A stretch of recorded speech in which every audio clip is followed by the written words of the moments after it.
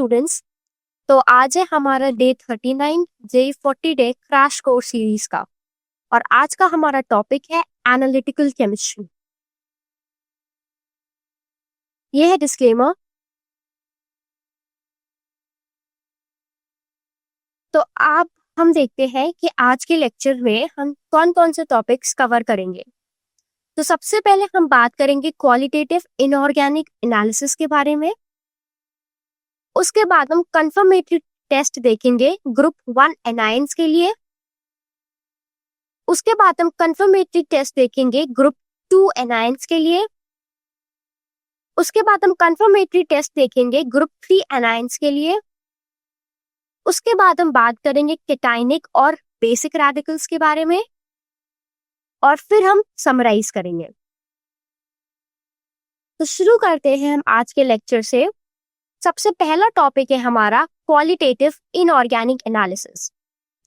तो qualitative analysis का मतलब है पहचान करना कि कौन से आयंस या कॉन्स्टिट्यूएंट्स किसी भी इनऑर्गेनिक सॉल्ट या सॉल्ट के मिक्सचर में प्रेजेंट है। तो सबसे पहले हम बात करते हैं इनऑर्गेनिक सॉल्ट्स के बारे में। तो इनऑर्गेनिक सॉल्ट्स बनते हैं न्यूट्रलाइजेशन रिएक्शन से एसिड और बेस के। तो इनके दो पार्ट्स होते हैं, एक होता है केटायन, एक होता है एनायन। जब हम दोनों आयंस को आइडेंटिफाई करते हैं तो हम सॉल्ट का नाम इजीली बता सकते हैं। अब हम बात करते हैं एनायंस और एसिड रेडिकल्स के बारे में। तो एनायंस और एसिड रेडिकल्स भी कहते हैं, इन्हें हम एनायंस को हम एसिड रेडिकल्स भी कहते हैं क्योंकि ये एसिड से डिराइव होते हैं। इन्हें 3 ग्रुप्स में डिवाइड किया गया है उनके रिएक्शन के बेसिस पर, डाइल्यूट और कॉन्सेंट्रेटेड सल्फ्यूरिक एसिड के साथ। तो कुछ डाइल्यूट H2SO4 के साथ कैरेक्टरिस्टिक रिएक्शन देते हैं और कुछ सिर्फ कॉन्सेंट्रेटेड H2SO4 के साथ रिएक्ट करते हैं, कुछ किसी के साथ रिएक्ट नहीं करते हैं।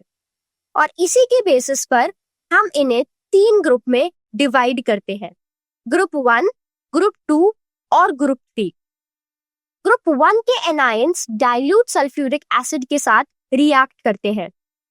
ग्रुप 2 के एनायंस सिर्फ कॉन्सेंट्रेटेड सल्फ्यूरिक एसिड के साथ रिएक्ट करते हैं। ये आयंस डाइल्यूट सल्फ्यूरिक एसिड के साथ रिएक्ट नहीं करते। और ग्रुप 3 के एनायंस ना तो डाइल्यूट और ना ही कॉन्सेंट्रेटेड H2SO4 के साथ रिएक्ट करते हैं। तो अब हम बात करते हैं ग्रुप 1 एनायंस की, ठीक है।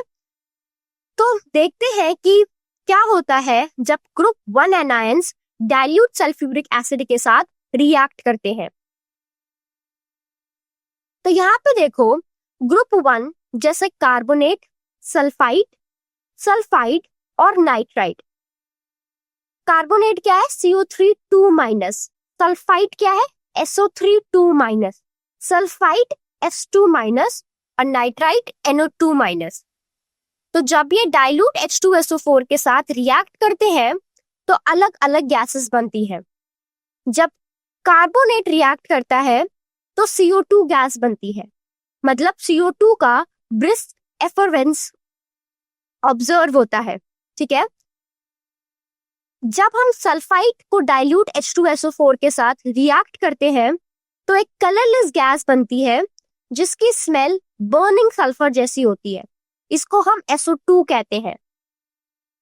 जब सल्फाइड डाइल्यूट H2SO4 के साथ रिएक्ट करता है तो एक कलरलेस गैस बनती है जिसकी स्मेल सड़े हुए एग जैसी होती है, जो H2S है।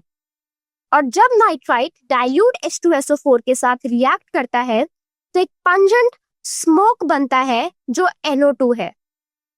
तो हमने देखा कि ग्रुप 1 एनायंस कौन से हैं और कौन सी गैसेस इवॉल्व होती हैं जब वो डाइल्यूट H2SO4 के साथ रिएक्ट करते हैं। तो ध्यान रखो, कार्बोनेट क्या देता है? CO2। सल्फाइड क्या देता है? SO2। सल्फाइड देता है H2S और नाइट्राइट देता है NO2 गैस, ठीक है।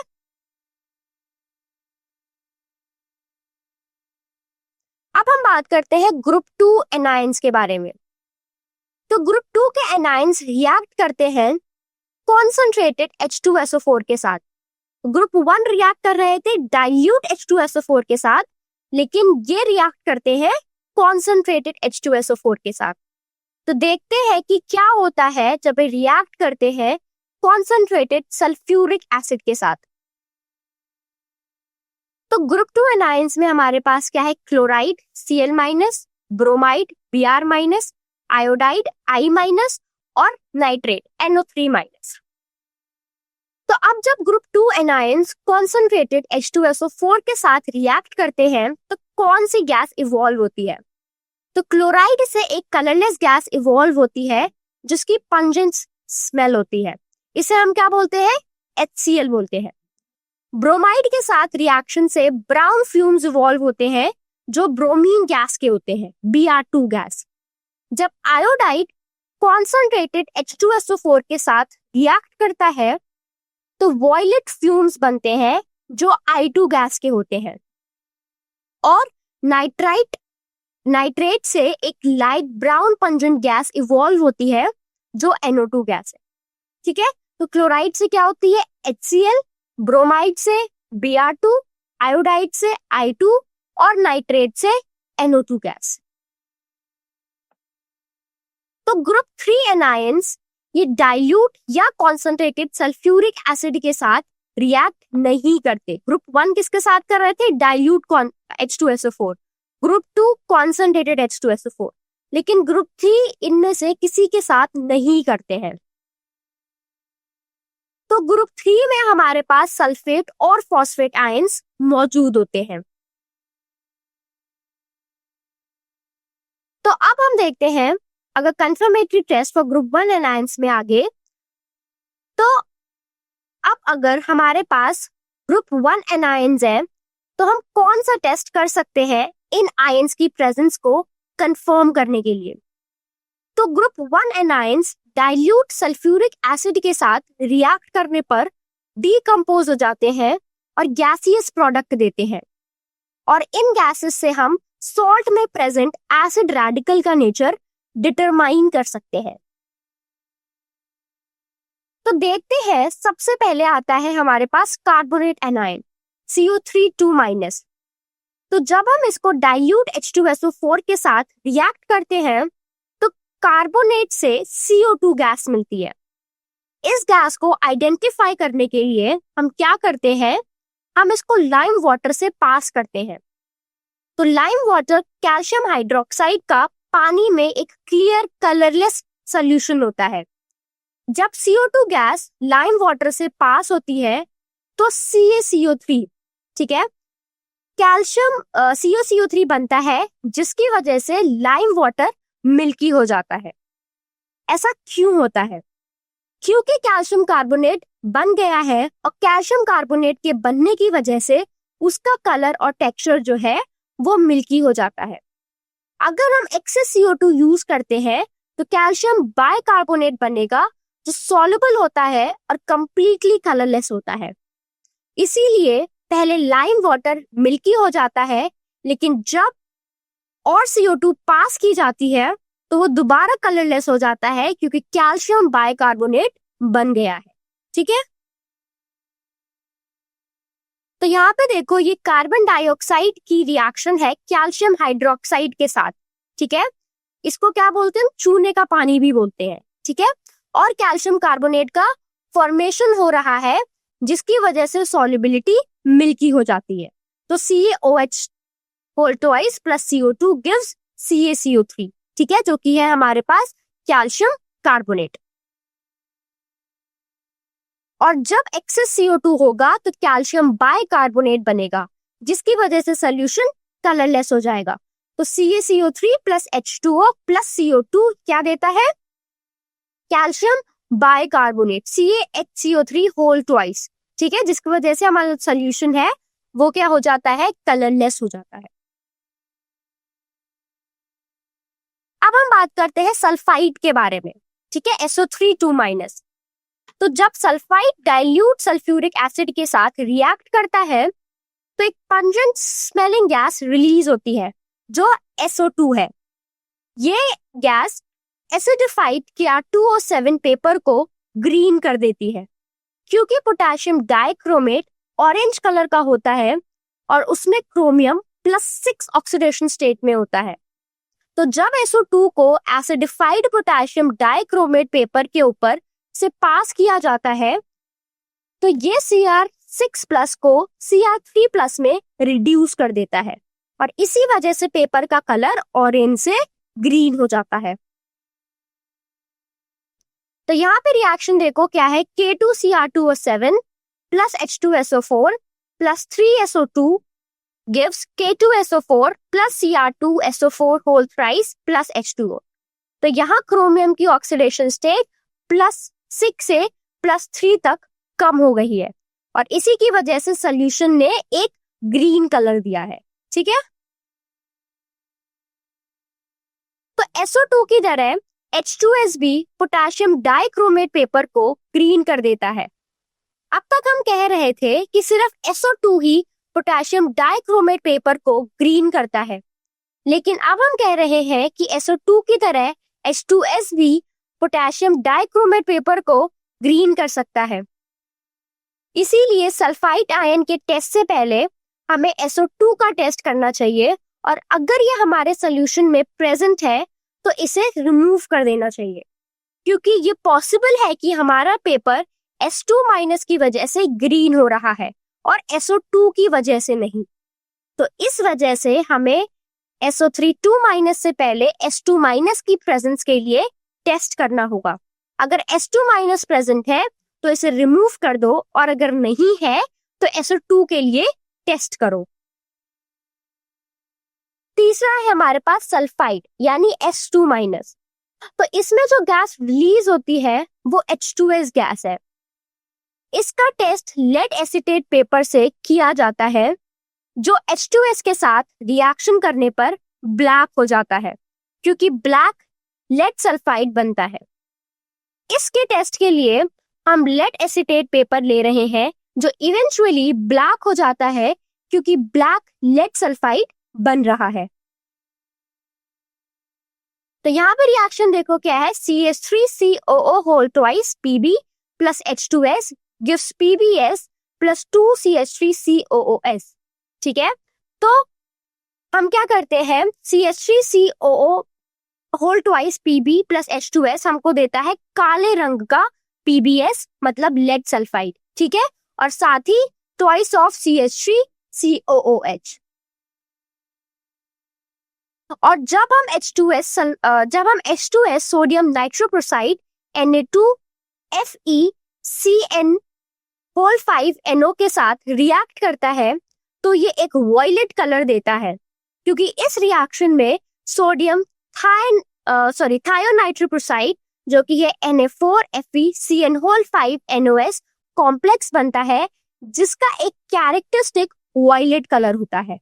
ठीक है, अब हम बात करते हैं नाइट्राइट के बारे में जो कि है हमारा NO2-।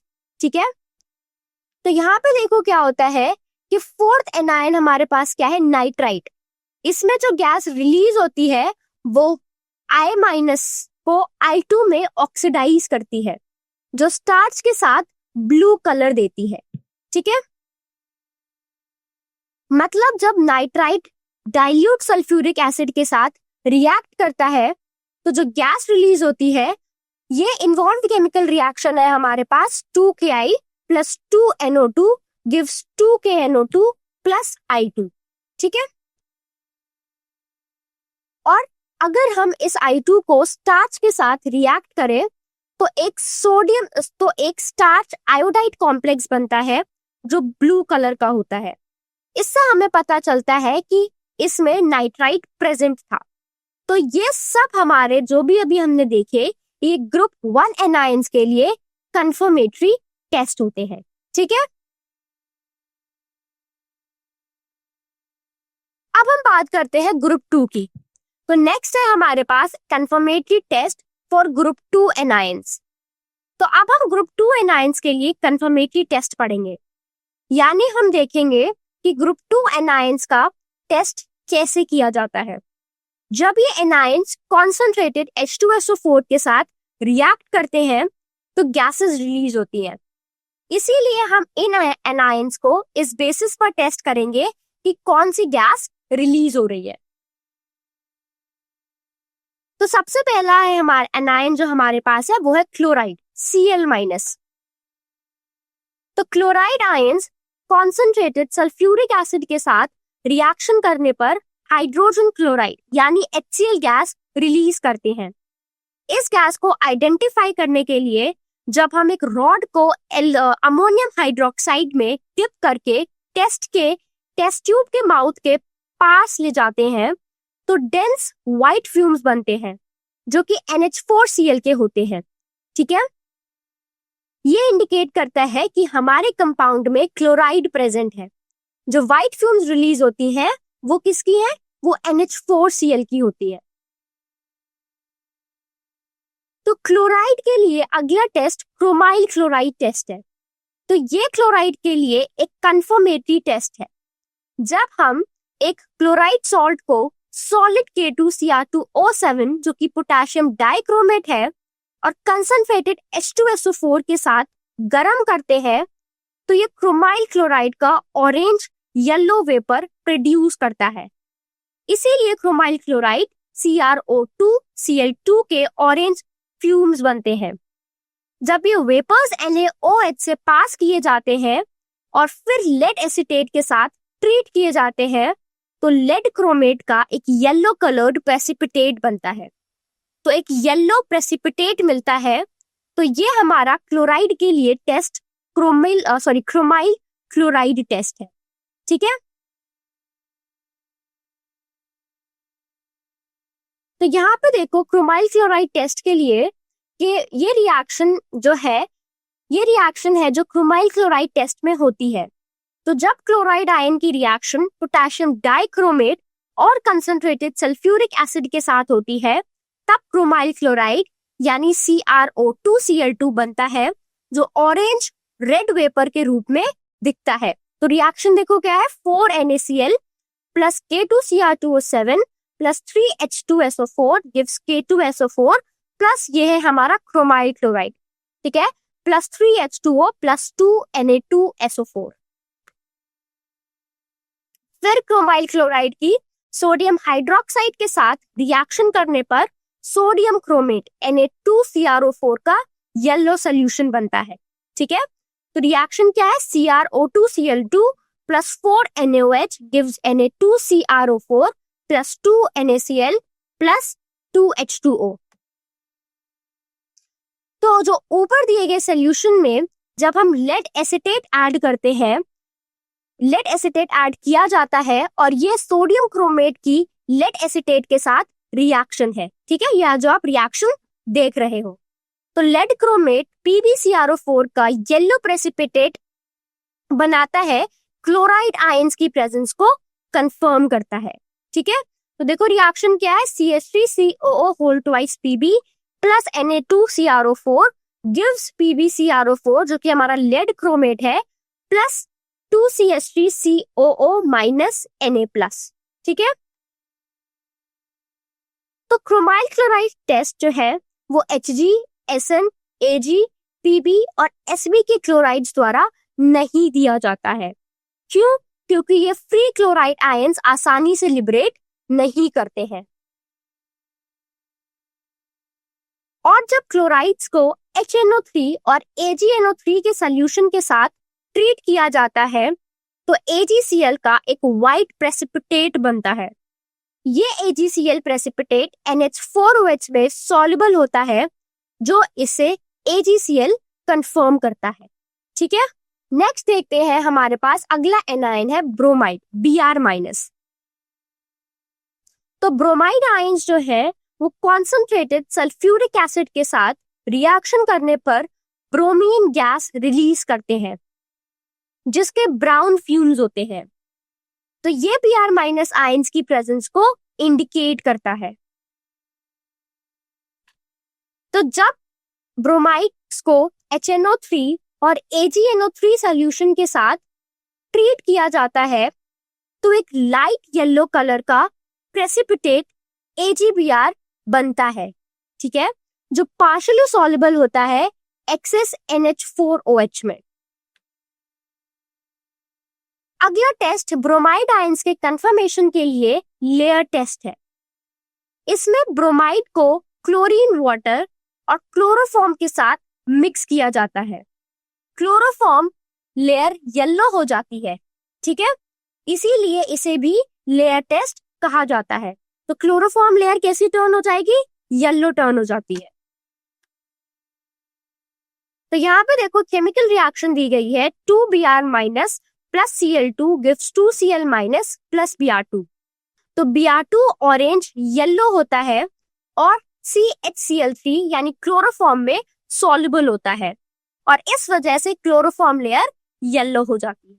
नेक्स्ट हमारे पास एनायन है, वो है आयोडाइड I-।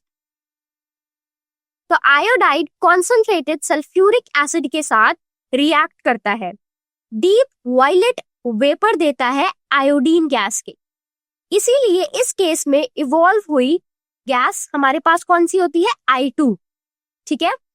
इवॉल्व हुई आयोडीन गैस को स्टार्च सॉल्यूशन के साथ ट्रीट करके आइडेंटिफाई किया जा सकता है। तो I2 गैस को जब स्टार्च सॉल्यूशन के साथ ट्रीट किया जाता है तो वो उसे ब्लू कर देता है। तो देखो, क्योंकि जब हम I2 को स्टार्च में ऐड करते हैं तो हमें एक स्टार्च आयोडीन कॉम्प्लेक्स मिलता है जो ब्लू कलर का होता है।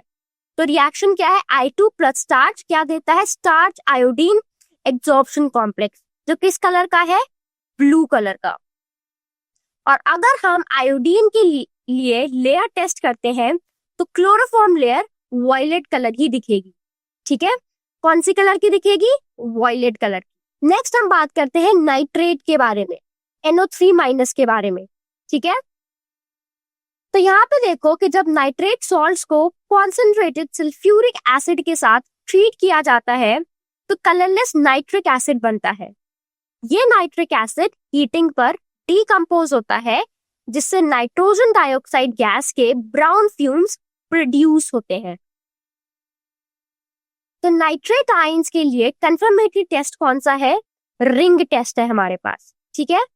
इस टेस्ट में नाइट्रेट सॉल्ट का सोल्यूशन सबसे पहले फ्रेशली प्रिपेयर्ड आयरन सल्फेट के साथ मिक्स किया जाता है। फिर कॉन्सेंट्रेटेड सल्फ्यूरिक एसिड को टेस्ट ट्यूब के साइड से ध्यान से ऐड किया जाता है ताकि ये सोल्यूशन के नीचे एक सेपरेट लेयर बनाए।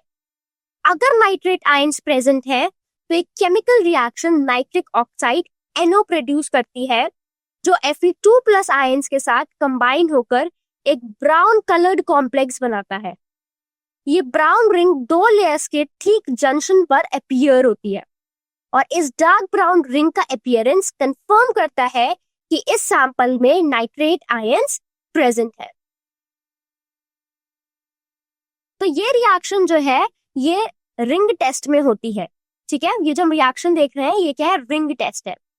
तो नाइट्रेट सॉल्ट जो है वो कॉन्सेंट्रेटेड सल्फ्यूरिक एसिड के साथ रिएक्ट करते हैं और ये रिएक्शन जो है ये नाइट्रिक एसिड लिबरेट करती है। तो 2NaNO3 plus 2H2SO4 gives 2NaHSO4 plus 2HNO3। फिर FeSO4 सोल्यूशन एक रिड्यूसिंग एजेंट की तरह एक्ट करता है और ये नाइट्रिक एसिड को नाइट्रिक ऑक्साइड गैस में रिड्यूस कर देता है। तो क्या है? 2HNO3 plus 6FeSO4 plus 3H2SO4 it gives 3Fe2SO4 whole thrice plus 2NO plus 4H2O। और फिर freshly prepared NO gas boundary पर मौजूद Fe2+ आयंस के साथ रिएक्ट करता है। इससे ब्राउन कलर्ड कॉम्प्लेक्स बनता है और dark brown ring nitrate ion की प्रेजेंस को कंफर्म करता है, ठीक है। तो देखो क्या है? FeH2O whole 6SO4 plus NO gives FeH2O whole 5NO2 plus plus SO42 minus plus H2O, ठीक है। और ये क्या है? Dark brown ring. नेक्स्ट अब हम देखते हैं ग्रुप 3 एनायंस के लिए कंफर्मेटरी टेस्ट, ठीक है। तो ये फॉलोइंग स्टेप्स हैं जो इन्वॉल्व होते हैं कंफर्मेटरी टेस्ट में ग्रुप 3 एनायंस के लिए। तो सल्फेट यानी SO42 माइनस ये हमारा ग्रुप 3 एनायन है। तो सल्फेट के कंफर्मेशन के लिए हम BaCl2 टेस्ट करते हैं। तो BaSO4 का व्हाइट प्रेसिपिटेट कॉन्सेंट्रेटेड HNO3 में इनसॉल्युबल होता है। इसका मतलब है कि BaSO4 के व्हाइट प्रेसिपिटेट HNO3 में डिसॉल्व नहीं होते हैं। तो आगे हमारे पास कैटायंस या बेसिक रेडिकल्स है। अब हम कुछ ड्राई टेस्ट मेथड स्टडी करेंगे जिन्हें हम कैटायंस को आइडेंटिफाई करने के लिए यूज करते हैं। अब ड्राई टेस्ट का मतलब है क्वालिटेटिव एनालिसिस का एक मेथड जो एक सॉलिड सैंपल पर परफॉर्म किया जाता है, उसे एक सॉल्वेंट में डिसॉल्व किए बिना। तो सबसे पहला है हमारे पास फ्लेम टेस्ट। हम इसका यूज कैटायंस को आइडेंटिफाई करने के लिए करते हैं। क्यों? क्योंकि ये अलग अलग कैटायंस के साथ अलग अलग कलर्स देते हैं। तो यहाँ पे देखो आपको एक टेबल दी गई है जिसमें आपको एक साइड में रेडिकल्स दिए गए हैं और दूसरी साइड में फ्लेम टेस्ट में उनका कलर दिया गया है। तो नेम ऑफ रेडिकल्स देखो, जैसे कि सोडियम Na+, इसमें हमें कौन सा कलर ऑब्टेन होता है? Golden yellow. ठीक है। दूसरा रेडिकल है लिथियम Li+, इसमें कौन सा कलर मिलता है? Crimson red. नेक्स्ट रेडिकल है हमारे पास पोटाशियम K+, इसमें कौन सा कलर मिलता है? वॉयलेट। नेक्स्ट है हमारे पास कॉपर Cu2+, इससे कलर मिलता है ब्लूइश ग्रीन। नेक्स्ट है हमारे पास कैल्शियम Ca2+, इससे कलर मिलता है ब्रिक रेड और डल रेड। नेक्स्ट है हमारे पास स्ट्रोंशियम Sr2+, जिससे कलर मिलता है क्रिम्सन रेड। और नेक्स्ट है हमारे पास बेरियम Ba2+, जिससे कलर मिलता है एप्पल ग्रीन। तो आप देख सकते हो कि कैसे अलग अलग कैटायंस के साथ ये फ्लेम टेस्ट जो है वो डिफरेंट कलर्स देता है। अब दूसरा टेस्ट हमारे पास जो है कैटायन और बेसिक रेडिकल के लिए, वो है बोराक्स बीड टेस्ट। तो ये टेस्ट रंगीन मेटल कैटायंस को आइडेंटिफाई करने के लिए यूज होता है। उस कलर को ऑब्जर्व करके जो प्रोड्यूस होता है जब मेटल सॉल्ट को बोराक्स के साथ अलग अलग तरह की फ्लेम्स में हीट किया जाता है। तो यहाँ पे देखो कि हमारे पास कुछ बेसिक रेडिकल्स हैं, जैसे कि निकल, गोल्ड, क्रोमियम, आयरन और कॉपर। अब बोराक्स बीड टेस्ट में अगर हम एक ऑक्सीडाइजिंग फ्लेम लेते हैं जो नॉन ल्यूमिनस है, तो ये इन आयंस के साथ क्या कलर देता है? तो निकल के साथ देखो क्या देता है? Light brown. गोल्ड जो Au है उसके साथ देता है रोज वायलेट। क्रोमियम Cr के साथ देता है ग्रीन। आयरन Fe के साथ देता है येलो और कॉपर Cu के साथ देता है हमें लाइट ब्लू और ग्रीन। ठीक है। और अगर हम एक रिड्यूसिंग फ्लेम लेते हैं जो ल्यूमिनियस है, तो निकल के साथ हमें मिलता है ब्लैक कलर, गोल्ड के साथ मिलता है वॉयलेट, क्रोमियम के साथ मिलता है ग्रीन, आयरन के साथ मिलता है बॉटल ग्रीन और कॉपर के साथ मिलता है कलरलेस और रेड। तो बोराक्स बीड टेस्ट सिर्फ कलर्ड सब्सटेंसेस के लिए किया जाता है। ठीक है, ये चीज इंपॉर्टेंट है। जब हम बोराक्स बीड टेस्ट परफॉर्म करते हैं तब हम उन सब्सटेंसेस के लिए करते हैं जो कलर्ड होते हैं। ठीक है। नेक्स्ट टेस्ट हमारे पास है वेट टेस्ट। तो वेट टेस्ट केमिकल टेस्ट होते हैं जो सॉल्यूशन में कैटायंस को आइडेंटिफाई करने के लिए किए जाते हैं। तो कैटायंस को ग्रुप में डिवाइड किया जाता है उस रिएजेंट के बेसिस पर जो उन्हें प्रेसिपिटेट करता है।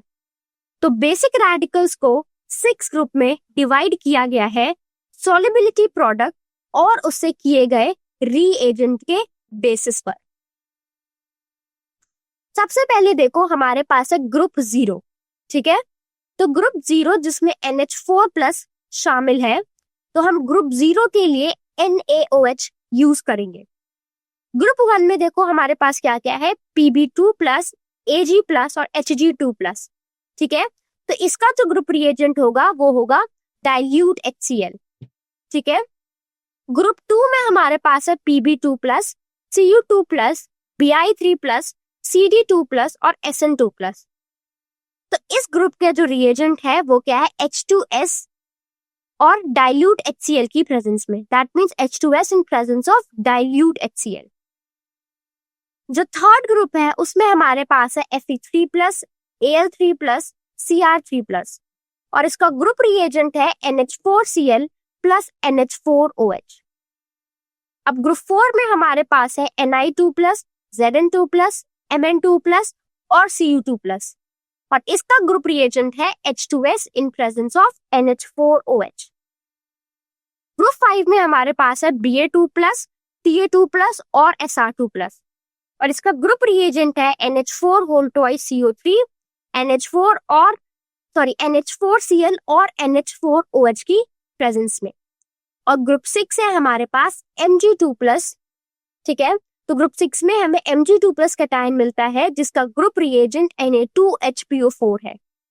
तो ये 0 से लेके 6 तक के अलग अलग ग्रुप के रेडिकल्स हैं और इनके ग्रुप रिएजेंट्स जो है वो हमें दिए गए हैं। तो अब हम ग्रुप 0 कंफर्मेशन के लिए कुछ टेस्ट पढ़ेंगे। तो चलिए देखते हैं कि कैसे NH4+ को आइडेंटिफाई करते हैं।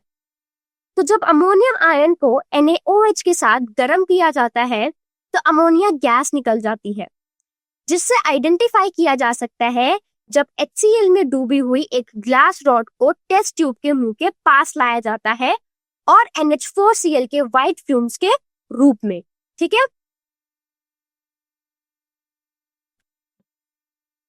तो यहाँ पे देखो रिएक्शन क्या है, NH3 और HCl जब गैस रिएक्ट करते हैं तो हमें क्या मिलता है, NH4Cl के व्हाइट फ्यूम्स।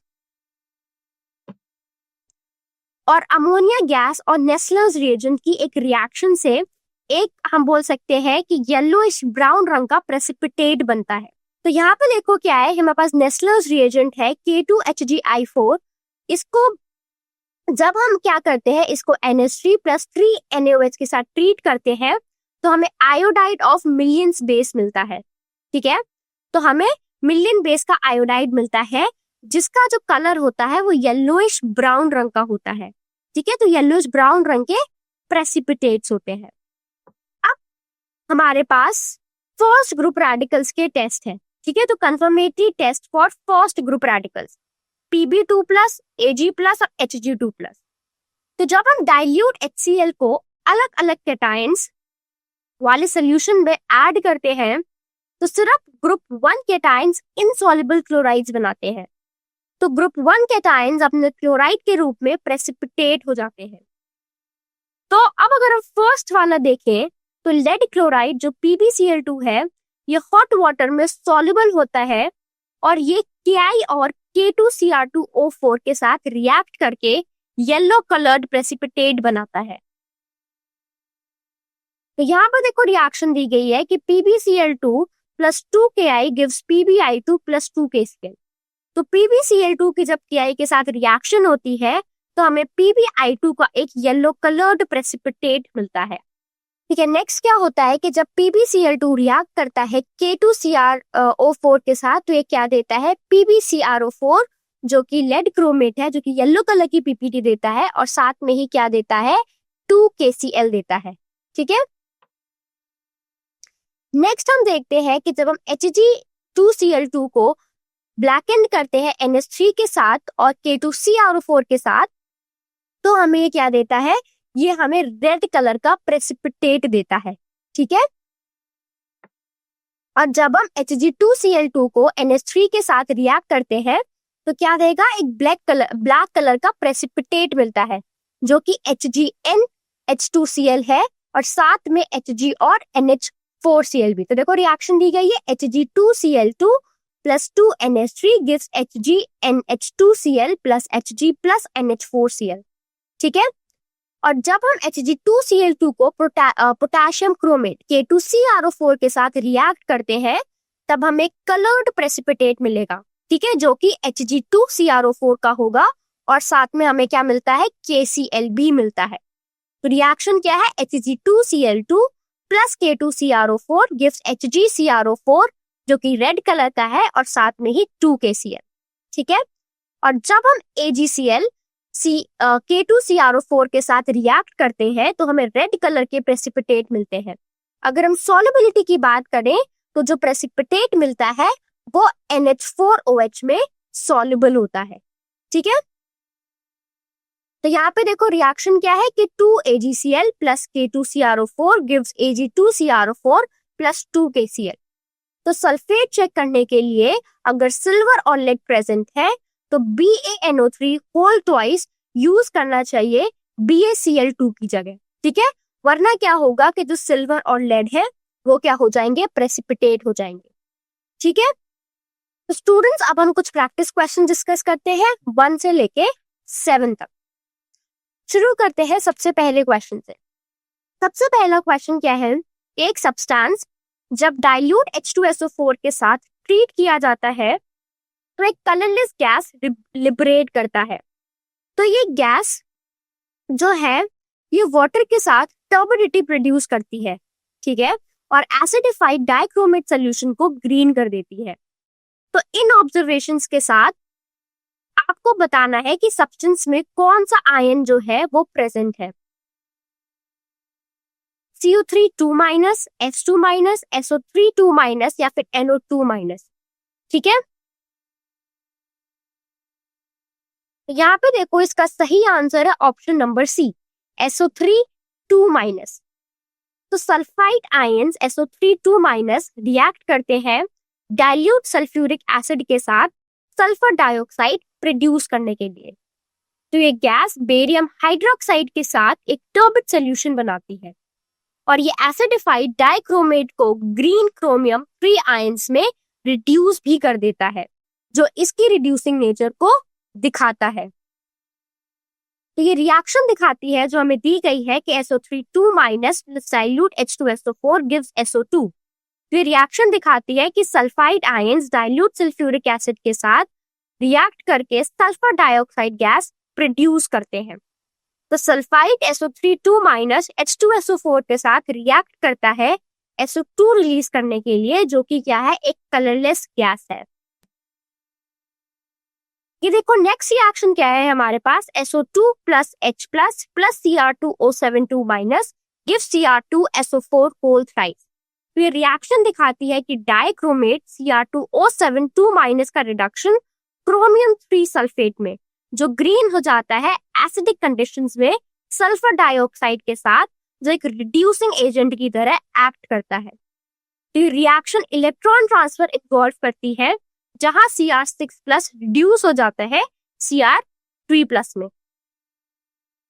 अब देखो जब CO3 2- डाइल्यूट H2SO4 के साथ रिएक्ट करता है तो ये CO2 गैस प्रोड्यूस करता है।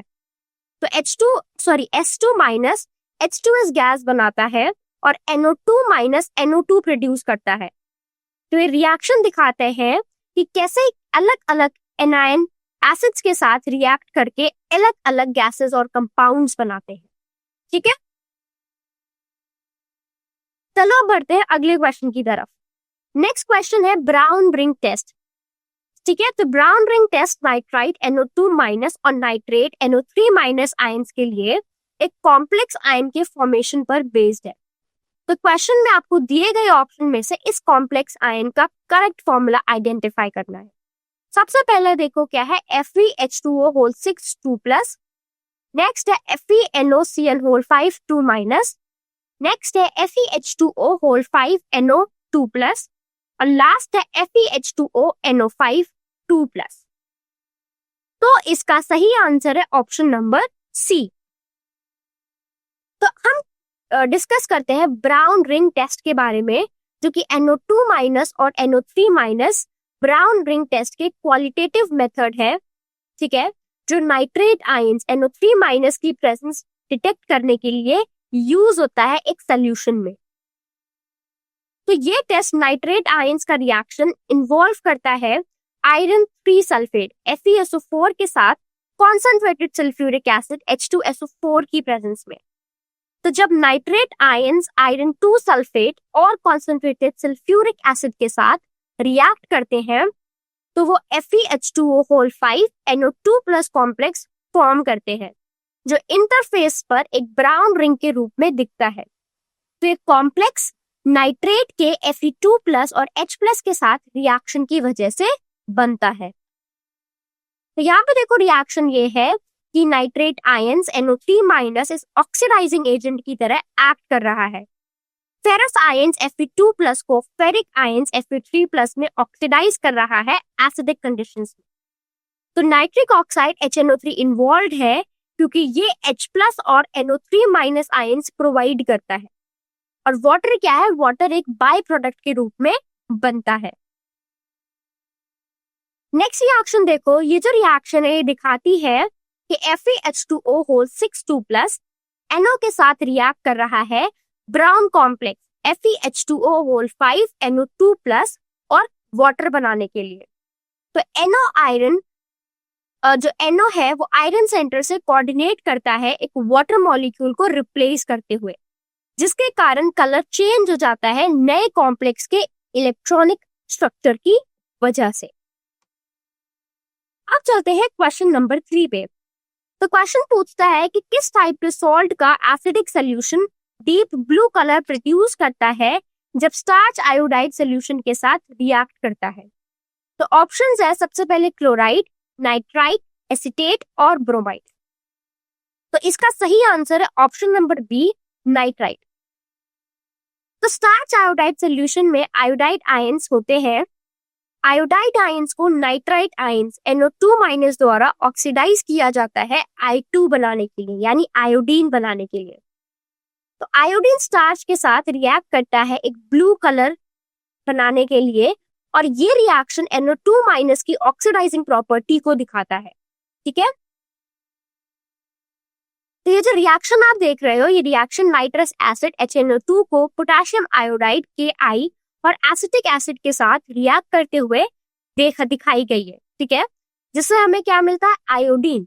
आयोडीन बनता है जो स्टार्च के साथ ब्लू हो जाता है, और आयोडीन रिडॉक्स रिएक्शन के थ्रू बनता है, जहां HNO2 एक ऑक्सीडाइजिंग एजेंट की तरह एक्ट करता है और KI आयोडाइड आयंस को प्रोवाइड करता है। ठीक है, और साथ ही में क्या है, 2CH3COOK plus 2NO plus 2H2O।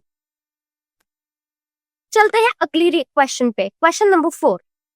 तो जब बोराक्स को एक प्लैटिनम वायर पर हीट किया जाता है तो ये एक ग्लास लाइक बीड बनता है। तो क्वेश्चन पूछ रहा है कि इस बीड का कॉम्पोजिशन क्या है। ऑप्शन नंबर ए है sodium tetraborate, option number B है sodium metaborate, option number C है sodium metaborate and boric anhydride, और ऑप्शन नंबर डी है boric anhydride and sodium tetraborate. तो इसका सही आंसर है option number C, sodium metaborate and boric anhydride. तो यहाँ पे देखो कि जब बोराक्स को स्ट्रांगली हीट किया जाता है तो ये सबसे पहले अपने वाटर ऑफ क्रिस्टलाइजेशन लूज कर देता है एनहाइड्रेट बोराक्स बनाने के लिए। फिर और ज्यादा हीट करने पर सोडियम मेटाबोरेट Na2BO2 और बोरिक एनहाइड्राइड B2O3 का प्रोडक्शन होता है, जिससे एक ग्लासी बीड बनती है। और इस प्रोसेस में डिहाइड्रेशन और डीकॉम्पोजिशन शामिल है, जिसके रिजल्ट में एक ट्रांसपेरेंट ग्लास लाइक सब्सटेंस बनता है। यहाँ पे देखो इक्वेशन दी गई है कि बोराक्स Na2B4O7.10H2O को एनहाइड्रस बोराक्स Na2B4O7 और वाटर में डिसोसिएट होते हुए। ठीक है, तो ये रिएक्शन आप देख सकते हो। तो बोराक्स के डिहाइड्रेशन प्रोसेस को इलिस्ट्रेट करता है जब उसे गर्म किया जाता है, जिससे क्या होता है, वाटर जो है वो रिलीज होता है। नेक्स्ट रिएक्शन देखो, Na2B4O7 borax gives sodium metaborate Na2BO2 plus B2O3 boric anhydride. तो एनहाइड्रस बोराक्स को सोडियम मेटाबोरेट और बोरिक एनहाइड्राइड में डीकंपोज होते हुए ये रिएक्शन दिखाती है। तो ये क्या है, ये थर्मल डीकॉम्पोजिशन रिएक्शन। ठीक है, अब चलते हैं अगले सवाल पे। तो बोराक्स बीड टेस्ट में CO2 प्लस के लिए बीड में दिखाने वाले ब्लू कलर किस कंपाउंड की फॉर्मेशन की वजह से होता है। तो जो बीड में आपको ब्लू कलर दिखता है वो किस कंपाउंड की फॉर्मेशन से है, B2O3, CO3B2, COBO2 whole twice या फिर COO। तो आपको बताना है इसमें से सही आंसर क्या होगा। तो सही आंसर है option number C, COBO2 whole twice. तो बोराक्स बीड टेस्ट में CO2 प्लस के लिए टेस्ट करते समय बीड का गहरा नीला रंग कोबाल्ट मेटाबोरेट के बनने के कारण होता है। इसका केमिकल फॉर्मूला क्या है? COBO2 whole twice. ये तब होता है जब कोबाल्ट आयंस बोरिक एनहाइड्राइड और सोडियम मेटाबोरेट से रिएक्ट करते हैं जो हीटेड बोराक्स से बनते हैं। ये रिएक्शन देखो, COO plus B2O3 gives COBO2 whole twice. तो ये रिएक्शन कोबाल्ट 2 मेटाबोरेट का फॉर्मेशन दिखाती है जो कि एक ग्लासी बीड है। ठीक है, तो जब COO और B2O3 एक साथ रिएक्ट करता है तो क्या देता है? ये कोबाल्ट मेटाबोरेट। ये ब्लू कलर स्ट्रक्चर में कोबाल्ट, ये जो ब्लू कलर है ये स्ट्रक्चर में कोबाल्ट आयन की प्रेजेंस को बताता है। नेक्स्ट चलते हैं क्वेश्चन नंबर 6। तो एक मेटल आयन का सोल्यूशन जब पोटेशियम आयोडाइड के आई के साथ रिएक्ट करता है तो एक रेड प्रेसिपिटेट बनता है जो एक्सेस की आई में डिसॉल्व हो जाता है और एक कलरलेस सोल्यूशन बनाता है। इसके अलावा जब मेटल आयन सोल्यूशन को कोबाल्ट 2 थायोसाइनेट के सोल्यूशन के साथ ट्रीट किया जाता है तो एक ब्लू क्रिस्टलिन प्रेसिपिटेट बनता है। तो इन ऑब्जर्वेशन के बेसिस पर किस मेटल आयन की बात हो रही है? हमें 4 ऑप्शन दिए हैं, Pb2+, Hg2+, Cu2+ या फिर CO2+। तो बताना है इसमें से सही आंसर क्या होगा। सही answer option number B, Hg2+। तो रिएक्शन देखो, ये जो रिएक्शन है ये मरकरी 2 आयंस और आयोडाइड आयंस के बीच में हो रही है। तो मरकरी 2 जो रिएक्ट करता है तो 2 आयोडाइड आयंस के साथ तो एक रेड प्रेसिपिटेट बनता है मरकरी 2 आयोडाइड का, HgI2। और ये रिएक्शन यूज की जाती है Hg2+ आयंस को सोल्यूशन में डिटेक्ट करने के लिए। नेक्स्ट रिएक्शन देखो क्या है। ये रिएक्शन में कलरलेस कॉम्प्लेक्स HgI4 की फॉर्मेशन दिखाती है जब excess iodide ions I- mercury 2 iodide HgI2 के साथ रिएक्ट करते हैं। तो ये रिएक्शन एक कॉम्प्लेक्स रिएक्शन प्रोसेस है जहां I- एक लिगेंड की तरह एक्ट करता है जो Hg2+ से कोऑर्डिनेट करता है, जिसके रिजल्ट में एक स्टेबल कलरलेस कॉम्प्लेक्स बनता है। ठीक है, नेक्स्ट रिएक्शन देखो क्या है। ये रिएक्शन दिखाती है मरकरी 2 आयन कोबाल्ट 2 थायोसाइनाइड के साथ रिएक्ट करके मरकरी 2 थायोसाइनेट और कोबाल्ट आयंस का एक ब्लू क्रिस्टलिन प्रेसिपिटेट बनता है। Hg2+ plus 2 COHCN2 gives COHgHCN4 plus CO2+। ठीक है, तो थायोसाइनेट आयन HCN- एक लिगेंड की तरह एक्ट करता है जो Hg2+ के साथ एक कॉम्प्लेक्स बनाता है और ये प्रेसिपिटेट HgHgCN4 ट्वाइस की लो सॉल्युबिलिटी के कारण बनता है। ठीक है, अब चलते हैं अगले सवाल पे। नेक्स्ट क्वेश्चन में पूछा गया है कि अगर Fe3+ और Cr3+ दोनों आयंस क्वालिटेटिव एनालिसिस के ग्रुप 3 में मौजूद हैं तो हम उनके बीच कैसे डिस्टिंग्विश कर सकते हैं? हमें 4 ऑप्शंस दिए हैं। ठीक है, NH4Cl की मौजूदगी में NH4OH का एडिशन जब सिर्फ FeOH होल थ्राइस प्रेसिपिटेट होता है। ठीक है, नेक्स्ट क्या है? एडिशन ऑफ NH4OH किसकी प्रेजेंस में? NH4Cl जब CrOH होल थ्राइस और FeOH होल थ्राइस दोनों प्रेसिपिटेट होते हैं तो जब हम ऐड करते हैं Br2 वाटर और NaOH और CrOH होल थ्राइस। ठीक है, नेक्स्ट ऑप्शन ये है कि precipitate of CrOH whole thrice और FeOH होल थ्राइस ऑब्टेन करे जाते हैं बी में जब उनको ट्रीट किया जाता है कॉन्सेंट्रेटेड HCl और when only FeOH whole thrice जो है वो डिसॉल्व होता है। ठीक है, या फिर डी है, both B and C are correct. तो जब इसे सॉल्व करोगे इसका सही आंसर है option number D, both B and C are correct. ठीक है, तो यहाँ पे देखो क्या होता है कि अगर Fe3+ और Cr3+ दोनों क्वालिटेटिव एनालिसिस के ग्रुप 3 में मौजूद है तो डिस्टिंक्शन किस तरह किया जाता है? तो यहाँ पे देखो कि दोनों B और C इन क्वालिटेटिव एनालिसिस में ग्रुप 3 कैटायंस में Fe3+, Cr3+ और दूसरे जैसे Al3+ शामिल होते हैं। तो ये कैटायंस थोड़ी बेसिक कंडीशंस में हाइड्रोक्साइड के रूप में प्रेसिपिटेट होते हैं, लेकिन जब Fe3+ और Cr3+ दोनों मौजूद होते हैं तो उनके बीच डिस्टिंग्विश करने के लिए एडिशनल रिएजेंट या टेस्ट की जरूरत होती है। ठीक है, तो यहाँ पे अगर हम बात करें अमोनियम हाइड्रोक्साइड, तो इसका उपयोग हाइड्रोक्साइड को प्रेसिपिटेट करने के लिए किया जा सकता है, लेकिन Fe3+ और Cr3+ दोनों बेसिक कंडीशंस में हाइड्रोक्साइड बनाएंगे, इसीलिए डिस्टिंक्शन के लिए सफिशिएंट नहीं हो सकता। नेक्स्ट अगर हम बात करें सोडियम हाइड्रोक्साइड, तो अमोनियम हाइड्रोक्साइड की तरह सोडियम हाइड्रोक्साइड भी दोनों कैटायंस के साथ हाइड्रोक्साइड बनाता है, इसीलिए ये उन्हें डिफरेंशिएट करने के लिए काफी नहीं हो सकता। ठीक है, तो सही आंसर है हमारे पास डी और बी। ठीक है, बोथ बी एंड सी।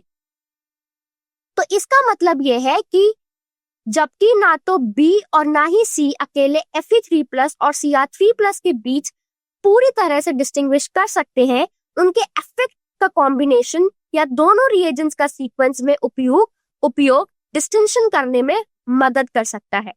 जैसे कि एग्जांपल के लिए Cr3+ Fe3+ से ज्यादा सॉल्युबल हाइड्रोक्साइड बनाता है, और कंप्लीट सेपरेशन और आइडेंटिफिकेशन के लिए सोडियम कार्बोनेट या सोडियम सल्फाइड जैसे रिएजेंट के साथ और टेस्ट की जरूरत हो सकती है। ठीक है, तो यहाँ पे देखो जो चीज मैंने बताई वो यहाँ पे दी गई है कि Fe3+ और Cr3+ को सेपरेट करने के लिए अमोनियम क्लोराइड और अमोनियम हाइड्रोक्साइड को धीरे धीरे ऐड किया जाता है, जिससे अमोनिया बनता है। इससे क्या होता है, पीएच बढ़ जाता है, जिसकी वजह से दोनों आयंस हाइड्रोक्साइड के रूप में प्रेसिपिटेट हो जाते हैं। तो अमोनिया की स्मेल रिएक्शन को कंफर्म करती है और फिर प्रेसिपिटेट को उनकी सॉल्युबिलिटी डिफरेंस के बेसिस पर सेपरेट किया जा सकता है। तो Cr3+ को आइडेंटिफाई करने के लिए प्रेसिपिटेट को NaOH और Br2 वाटर के साथ ट्रीट किया जाता है। तो एक येलो कलरेशन Cr3+ आयंस के प्रेजेंस को कंफर्म करता है, और ये रिएक्शन बेसिक कंडीशंस में ब्रोमीन वाटर के साथ क्रोमियम आयंस का कैरेक्टरिस्टिक बिहेवियर दिखाती है। ठीक है, तो रिएक्शन दिखाती है कि सोडियम हाइड्रोक्साइड ब्रोमीन के साथ रिएक्ट कर रहा है, सोडियम हाइपोब्रोमाइड सोडियम ब्रोमाइड और वाटर बनाता है। तो ये डिस्प्रपोर्शनेशन रिएक्शन है जहां ब्रोमीन ऑक्सीडाइज और रिड्यूस दोनों होता है। और नेक्स्ट रिएक्शन देखो क्या है, NaBrO गिव्स NaBr+O। तो सोडियम हाइपोब्रोमाइड का डिकम्पोजिशन सोडियम ब्रोमाइड और एक फ्री ऑक्सीजन एटम में होता है। तो ये प्रोसेस जो है ये एलिमेंटल ऑक्सीजन रिलीज करती है। नेक्स्ट रिएक्शन देखो क्या है, 2CrOH whole thrice plus 4 NaOH plus 3O gives 2 Na2CrO4 plus 5 H2O। तो रिएक्शन दिखाती है कि क्रोमियम 3 हाइड्रोक्साइड सोडियम हाइड्रोक्साइड और ऑक्सीजन के साथ रिएक्ट करके सोडियम क्रोमेट और वाटर बनाता है। तो Cr3+ ऑक्सीडाइज हो जाता है Cr6+ में। ठीक है, तो सोल्यूशन को प्रॉपर कंडीशंस इंश्योर करने के लिए एसिडिफाइड किया जाता है, फिर उसे लेड एसीटेट से ट्रीट किया जाता है। तो रिएक्शन दिखाती है कि सोडियम क्रोमेट लेड 2 एसीटेट के साथ रिएक्ट करके लेड क्रोमेट का एक येलो प्रेसिपिटेट बनाता है। तो सोडियम आयन एसीटेट आयन के साथ कंबाइन करके सोडियम एसीटेट बनाते हैं। तो ये इक्वेशन एक डबल डिस्प्लेसमेंट रिएक्शन को इलस्ट्रेट करती है, जहां सॉल्युबल रिएक्टेंट्स एक इनसॉल्युबल प्रोडक्ट बनाते हैं। ठीक है, thank you so much students, I hope आपको आज का लेक्चर समझ आया होगा। Thank you for your attention.